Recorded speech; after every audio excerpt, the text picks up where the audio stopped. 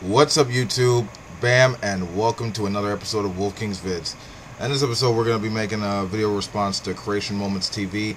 Apparently, he's going to talk about the most complex structure and how it's evidence for creation. Let's watch and see.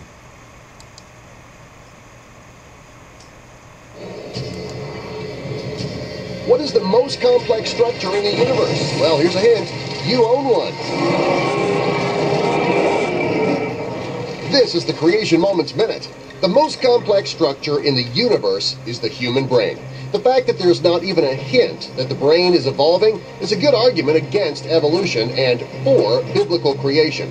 I can't wait to hear this. It's calculated that a human brain can store up to 100 trillion bits of information. The most powerful supercomputer today can't store even 0.1% of that. That's not to say that the proper use of our thinking abilities can happen without helpful instruction. In fact, your brain's manufacturer, God, has provided just such a manual in His holy word. And just like a sophisticated computer, we all risk ruining our thinking abilities if we operate our brains without our manufacturer's helpful instructions. For Creation Moments Minute, I'm Darren Marlar. Okay, there are a couple of things I like about the video.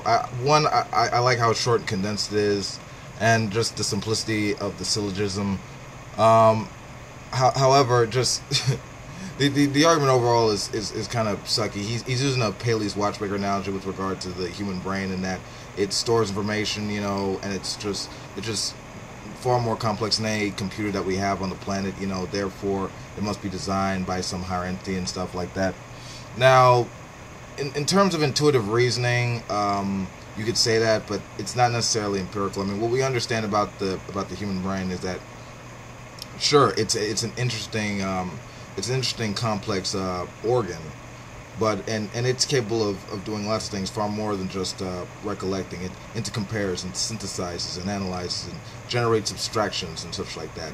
And the reason it's able to do that is because, historically speaking, based on the oldest and just most refined anthropological evidence that we actually have, like just the fossil records and the artifacts and such like that.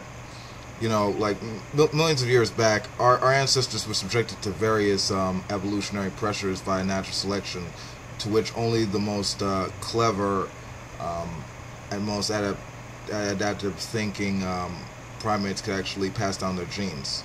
Now, given time and variation, that those genetic changes accumulated to where we can, we developed bipedalism, depth perception, developing language and tools and and social structures and stuff that given millions of years of evolution gave rise to the human species being the most dominant species on the planet.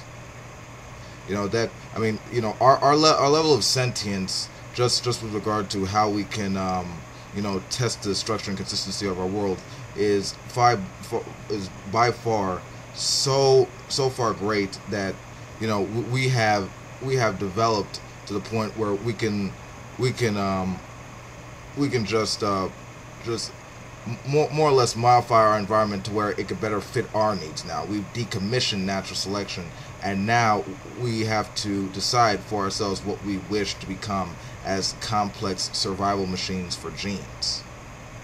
So that's how that works. That's how the brain is an awesome malforming apparatus. It's because it is the result of evolutionary biological processes, not by some magic god like using spells and stuff to make humanity from a dusty rib recipe. And speaking of which, if you're gonna say the human brain is so complex that it can't be explained through through evolutionary processes, that it must be explained by a god, where did that god come from? I mean, if you're gonna say that the human brain is so complex that it must be designed, I mean, how do you explain that mind? I mean, if you're gonna say that, you might as well, if you're gonna say it was always there, you might as well say that that the potential for our species was always there, just arising from an emergent universe where the cosmos can know itself and be done with it. That's the simplest explanation via Occam's razor. Not sure God did it, because it really just begs a question, that useless answer.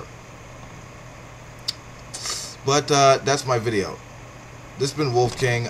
Peace out. If you like this video, you know what to do. Ciao.